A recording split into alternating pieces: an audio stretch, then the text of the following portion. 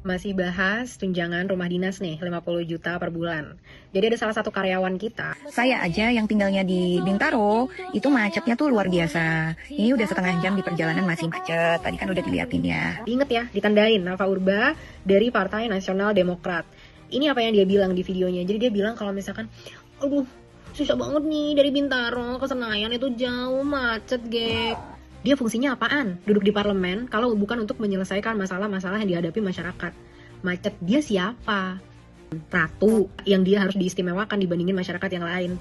Macet berdesak-desakan di KRL, naik transportasi umum, yaitu kehidupan masyarakat Indonesia. Terus dia bilang lagi, banyak orang DPR dari luar yang ke Jakarta nggak punya tempat tinggal, jadi mereka harus ngekos.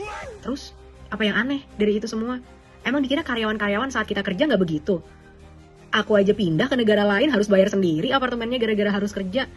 Tolong ya, anggota DPR nggak usah gila hormat merasa kalian itu harus dispesialkan. Kalian itu karyawan. Hasil kerjanya nggak jelas, gila hormat, minta dispesialkan. Kalian pikir kalian siapa? Punya empati lah. Coba naik transportasi umum kayak masyarakat-masyarakatnya. Hiduplah seperti masyarakat, kan kalian wakil dari masyarakat. Si Nafa Urba ini merasa cantik banget, gengs. Ngerekord video di mobil gitu ya, rapih, dengan dandanan make up full. Ya gimana nggak telat? Kalau mau kerja aja dandannya harus kayak gitu, mbak. Ya ampun, kalau mau kerja di parlemen apalagi ya, yang dipakai itu otak, bukan muka.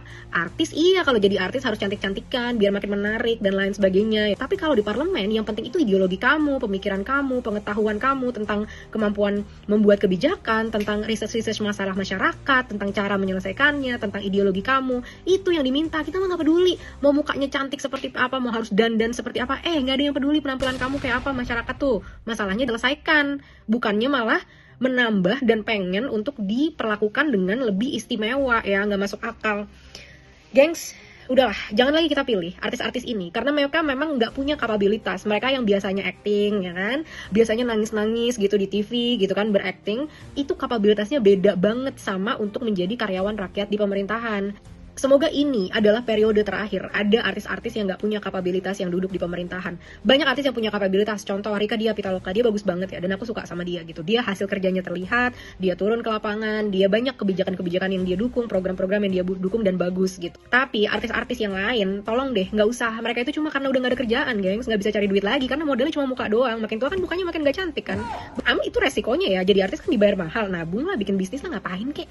Kita dong jadi masyarakat, udah mukanya biasa aja, nyari kerja susah, gajinya dikit, harus naik KRL, naik transportasi umum, ya kan? Abis itu dihina lagi sama anggota DPR, dibilang, macet, nggak mau, gitu kan. Ih, gede banget sumpah ngelihat artis-artis ini, bener-bener deh.